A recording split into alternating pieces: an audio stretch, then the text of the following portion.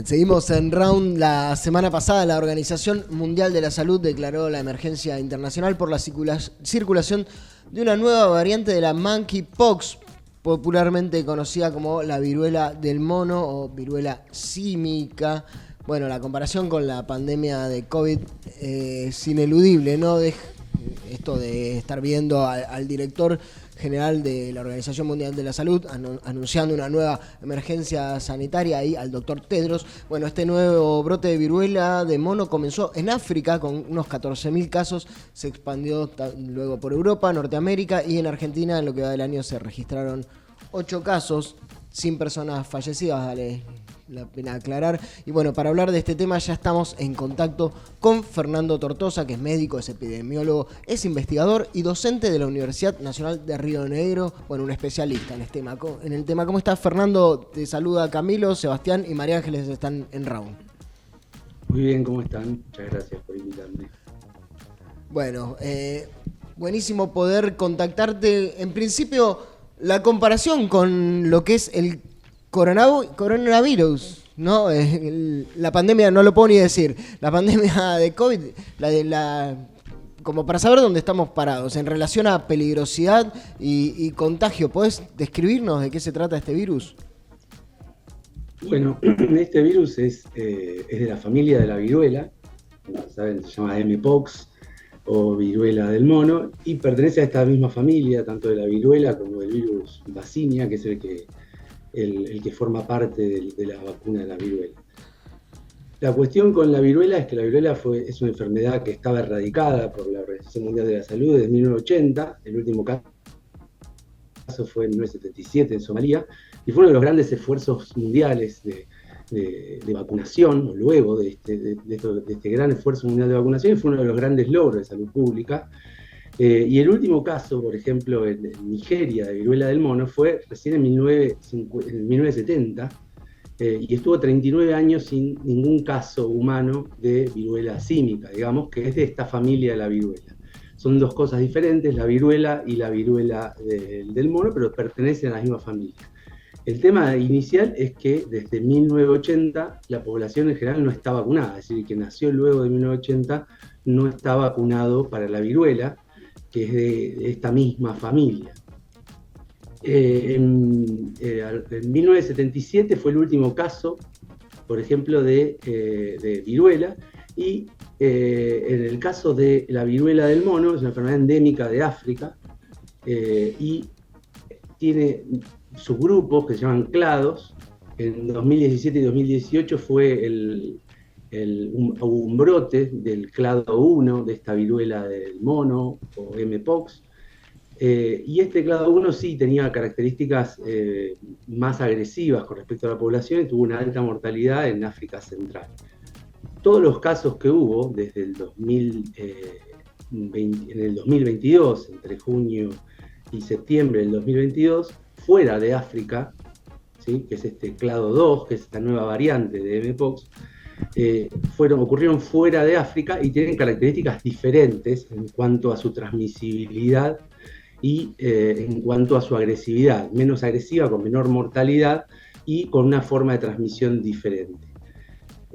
Sobre todo se dieron transmisiones relacionadas con la vía sexual, y en el 2023 la OMS declara que ya no constituye más una amenaza para la salud pública.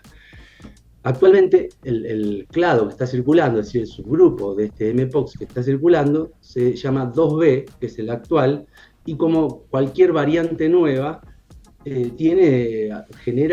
cuando aparece una variante nueva, genera una amenaza. Esta amenaza que toma la OMS como potencial amenaza se debe a que tiene algunas características diferenciales con respecto a este clado 2 o subgrupo 2, que generó los brotes fuera de África, el brote del 2022, y vamos a hablar de a partir del 2022 y antes del 2022. Este clado 2B, que es el nuevo subgrupo, tiene formas de transmisibilidad ligeramente diferentes, como mayor transmisibilidad con contacto de fluidos y un contacto prolongado con los fluidos, pero también tiene la posibilidad de dar casos asintomáticos, lo que facilita la transmisión, y tiene un periodo de incubación y contagio más prolongado que el anterior, es decir, el virus se adaptó para sobrevivir un poco más. Con lo cual, la amenaza es mayor porque la posibilidad de transmisibilidad no es solo ver una persona que tiene lesiones en la piel o en los genitales, sino que puede haber gente asintomática durante un periodo de incubación más largo, y esto genera características diferentes en cuanto a esta transmisibilidad. Ahora, es un virus totalmente diferente al coronavirus, que provoca más enfermedad respiratoria y síndrome de distrés respiratorio del adulto. En este caso, las posibilidades de ser una enfermedad potencialmente grave son menores, pero sin embargo constituye una amenaza para la salud pública, sobre todo porque en un contacto prolongado, por ejemplo, con los aerosoles o con la secreción de otra persona, incluso en gente asintomática, se puede dar contagios a una mayor cantidad de personas. Con lo cual, ahí marcamos algunas similitudes en cuanto a amenaza para la salud pública y diferencias en cuanto a tipo de virus y forma de transmisibilidad.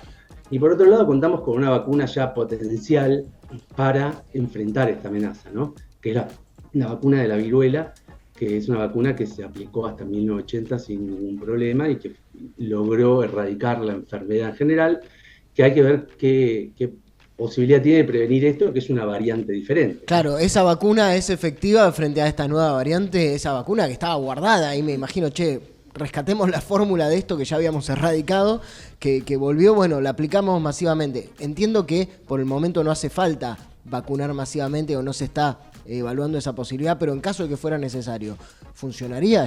¿Podemos decir que ya la tenemos, la vacuna? Porque algo que pasó con el coronavirus es que no estaba. Estábamos todos esperando a los científicos que trabajaran para desarrollarla.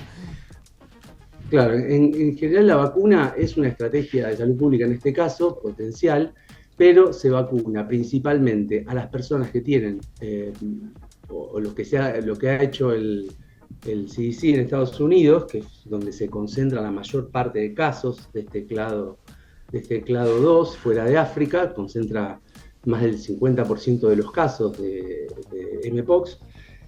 Lo que se hace es vacunar a las personas, a los grupos de alto riesgo, que son sobre todo las personas que tienen inmunodepresión, y hombres, que es el 95% de los casos. Hablo del anterior esfuerzo de vacunación, el 95% de los casos de Mpox fueron en hombres, y se vacuna a hombres, sobre todo hombres que tienen sexo con hombres, y las personas inmunocomprometidas. Y luego hay otra estrategia de vacunación que es post-exposición, que es para vacunar a las personas que han tenido contacto con otra persona con viruela símica. Es decir, esas son las dos estrategias de vacunación actuales que se han llevado a cabo en América del Norte, que es donde concentra la mayor cantidad de casos. Pero potencialmente sí habría posibilidad, luego de un esfuerzo y de probar esta vacuna, modificada, por supuesto. Siempre lleva un tiempo, que son años. Tenemos un adelanto de 20 años, que es que la vacuna está.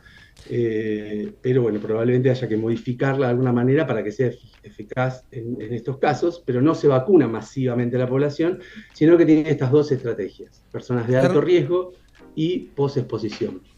Fernando, ¿y cómo se puede, pues estuvo circulando mucha información estos días, cómo se puede diferenciar de los síntomas de otras enfermedades como la varicela, el sarampión, que vi que también se estuvo hablando de eso por la similitud por ahí de los síntomas? Los síntomas tiene dos grupos de síntomas. Tiene síntomas generales, como fiebre, aumento de los ganglios linfáticos, fatiga, en algunos casos menos frecuentemente temblores, dolores musculares, cefalea, dolor de garganta y tos. Esto es muy común a todas las enfermedades virales o a un grupo de enfermedades virales. Y luego tiene algunas particularidades que son vesículas, ampollas o pústulas. En este caso, en este último brote, en el anterior eran más en la cara, en el tronco y en los miembros. En el anterior brote, en el actual brote, es más en la región genital, perianal y en los miembros, y un poco menos en la región facial y en el tronco. Pero bueno, es una enfermedad, digamos, eruptiva, tiene lesiones, por una parte tiene lesiones en la piel, aunque también puede dar lesiones en los ojos, principalmente en la región de los genitales, y se acompaña de un prodromo con síntomas generales que son comunes a un grupo de infecciones virales, ¿no?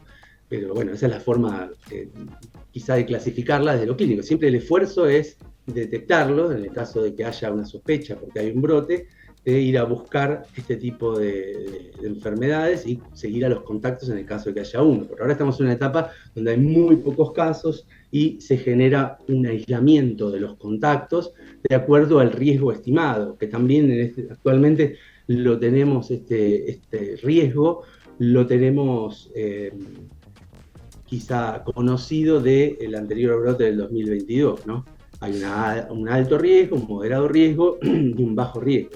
Recién en el comienzo de la nota Camilo introducía y además hablaba del COVID, ¿no? De la pandemia, y yo pensaba recién, ¿qué lecciones hemos aprendido de brotes de este tipo, similares, que nos puedan servir para aplicar ahora en caso de prevención?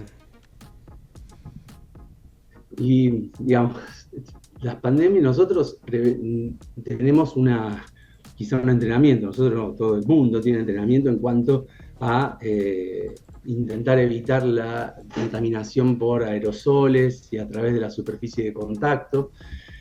En este caso, primero lo que tenemos que hacer es mantener la calma, saber que hay medidas preventivas, que las medidas preventivas son diferentes para cada enfermedad. En este caso, la medida preventiva no son las mismas que en el COVID, que es una enfermedad que es muy difícil de algún modo de prevenir, pues es una enfermedad que se manifiesta por el aire, que es de gota pequeña, que es mucho más fácil por el aire y por la superficie, pero sobre todo por el aire. En ese momento no se sabía bien cómo se transmitía. En este caso se sabe un poco más, se sabe un poco menos acerca de esta variante 2B o de este grupo 2B o clado 2B, pero sobre todo el mayor riesgo es el contacto entre personas que tienen lesiones, entre una persona que tiene lesión y otra mucosa, digamos. También para el personal de salud, cuando se generan una gran cantidad de aerosoles, por ejemplo, cuando se intuba un paciente o cuando se está en un lugar muy cerrado con un paciente durante un periodo mayor de 3 horas. Y intermedio sería estar más de 3 horas en un lugar, porque no se contagia tanto por aerosoles.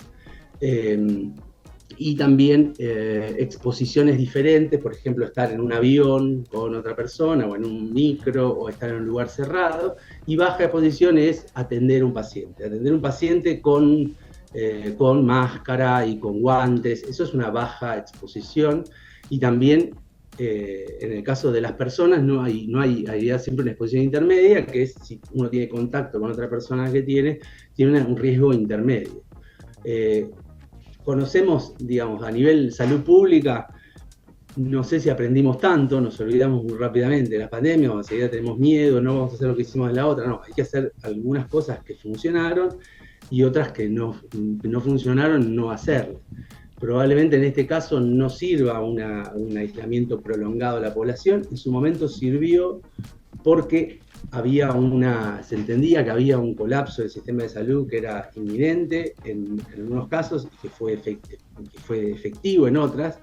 En este caso no va a haber un colapso del sistema de salud porque la probabilidad de mortalidad por el clado 2 es cercana al 0%, pero sí constituye un riesgo muy grande para personas inmunocomprometidas y también a nivel, si se dispara en toda la población, constituye un riesgo grande.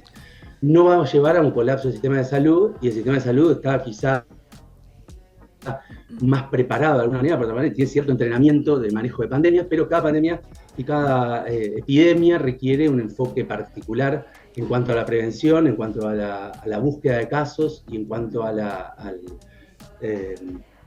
diagnóstico de estos casos, y en cuanto a las medidas asistenciales y la vacunación, etcétera. Cada uno tiene sus características particulares. Fernando, y bueno, sin ánimos de ser alarmista ni mucho menos, ¿qué deberíamos hacer en caso de tener alguna sospecha de alguien cercano, o si nos pasa algo a nosotros? ¿Qué tendríamos que hacer como para saber si estamos cerca del virus o no? No, primero es, en este caso, los contactos, todos los encuentros sexuales tienen que ser con protección, con todas las personas que no conozcamos. tenemos que quizá aprender más de las enfermedades de transmisión sexual, porque es una enfermedad que en parte se transmite por vía sexual, con lo cual siempre eso. Por otro lado, si estuvimos en contacto con una persona en riesgo, concurrir a una persona que sabemos que está enferma, es concurrir a un centro asistencial, que hay normas para poder abordar estos casos, y no constituye un riesgo para alguien que no es inmunocomprometido. Sin embargo, constituye un riesgo desde el punto de vista de la salud pública y del contagio del resto de la población. Siempre podemos contagiar a alguien que tiene algún problema de salud, con lo cual siempre concurrir a un centro asistencial para poder contarle un poco qué tipo de contacto tuvimos, con quién, si es un contacto confirmado o no, y que se tomen las medidas apropiadas. Que no va a ser como en el caso del COVID, de llevar gente enmascarada totalmente, pero sí poder hacer una estrategia que permita un aislamiento adecuado. Bien, Fernando Tortosa, que es médico, es epidemiólogo, la comparación con el COVID es imposible frente a una declaración de una nueva emergencia sanitaria a nivel global, ¿no? Por parte de la Organización Mundial de la Salud. Estamos hablando de la llamada viruela del mono. Decías al principio que es una variante de una enfermedad que se radicó a fines de los 70, que en los 80 ya no vacunábamos más personas. ¿Qué pasó? ¿Es esperable desde un punto de vista epidemiológico que se reedite un virus así o, entre comillas, le pifiamos, le chingamos en algo? ¿Hubo un error a nivel humano, política, sanitaria global que permitió la reemergencia de un virus así? Este virus es endémico del centro de África, pero en realidad se transmite por la caza en las áreas de interfase en África, en las áreas de interfase entre urbano y rural, se transmite por la caza de pequeños animales y la manipulación de carne y de secreciones de los animales que se usan para consumo, que pueden ser pequeños roedores y otros. El mono también es un huésped accidental, como lo es el humano. En este caso se cree que es un huésped accidental igual que el humano, y no, más allá de eso, es un virus parecido, pero la transmisión era zoonótica específicamente. O sea, se transmitía desde los animales, desde la manipulación de carne de animales, y sobre todo las víctimas eran niños y las mujeres, las jefas de hogar, que los niños le traían alimentos, los manipulaban y los vendían en el mercado. En este caso el virus de alguna manera mutó, generando esta epidemia del clado 1 en el 2017 y 2018 en África, que fue bastante agresiva, y luego volvió a mutar en otro virus, pero bueno, es una familia diferente del virus. O sea, es un grupo diferente de un virus similar a la viruela. En el caso de la vacunación, cuando ya no hay circulación de la viruela no hubo nueva circulación de la enfermedad, es una enfermedad que es bastante más contagiosa y que en alguien no vacunado puede ser una enfermedad letal. En este caso, esta variante no fue de esta manera y tuvo una mayor transmisión, requirió de un contacto estrecho entre mucosas para transmitirse. El virus siempre va adaptándose y ese contacto estrecho de mucosas se transforma en, potencialmente puede ser por gota gruesa y por las lesiones digamos, de superficies que salen de las mucosas, de la piel lastimada, porque se muestra en la piel. Bien. Sin embargo, tenemos una característica que es que tiene lesiones en la piel, lo que facilita su detección, pero por otra parte, la contra es que ahora hay un grupo mayor de enfermedades asintomáticas y con un periodo de incubación mayor, que es la forma de los virus en general de adaptarse al medio y poder sobrevivir más tiempo. Si el virus es fácilmente reconocible, el virus vive poco. No es que el virus sea inteligente, es una cuestión, digamos, de adaptación del virus, que siempre tiende a querer sobrevivir y ocupar otro huésped. Con lo cual los virus en general mutan, y en este caso no se recomienda la vacunación global, masiva, de las personas nuevamente para la viruela, porque no es el mismo virus, es un esfuerzo más específico con las personas de alto riesgo para disminuir esta potencialidad. Cuando tiene más de un 1% de riesgo de muerte de la población,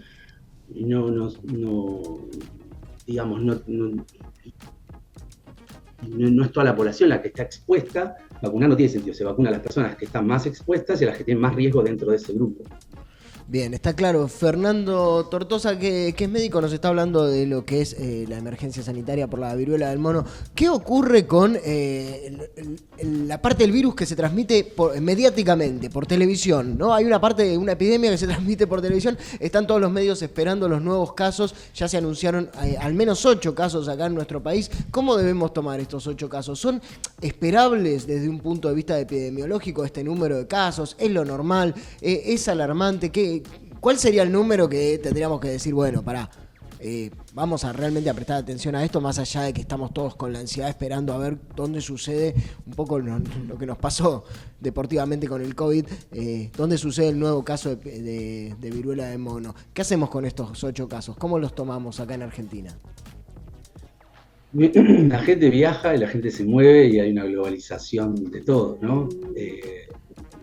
La mayor parte de los casos actualmente estuvieron digamos, el brote del 2022, aunque salieron de África, fuera de África estuvieron en un 56%, arriba del 50%, en Estados Unidos y en Brasil, y un poco menos en Canadá, en México, en Perú, en Colombia, y el resto de Europa un poco menos de casos. Con esta movilidad nosotros está cerca y es probable que la gente viaje y en este periodo asintomático que haya casos.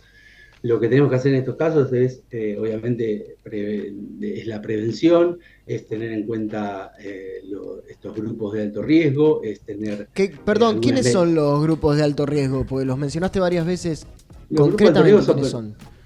Primero son personas inmunocomprometidas, o sea, que tienen algún grado de inmunocompromiso o de alteración de su inmunidad.